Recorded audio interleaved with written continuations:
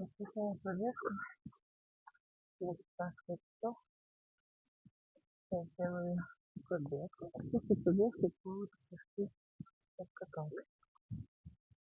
Слава богу, что праздники закончились. Уже можно браться за себя. Лето впереди, очень скоро. И как-то я не размерилась.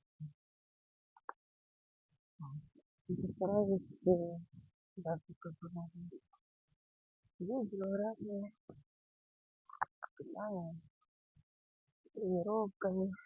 Не знаю, это будет готово, но посмотрим. Я не отдыхаю. Конечно, начала делать тренировки.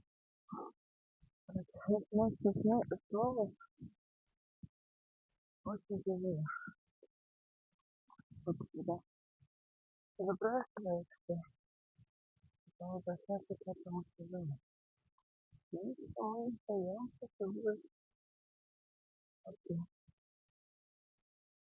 Я знаю, улицам даже старика. Конечно, туда что-то не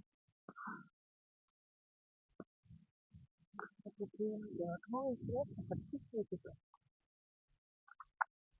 Буду стараться делиться самой информацией и интернетом, тренировками, и пробежками. И так далее. Я побежала.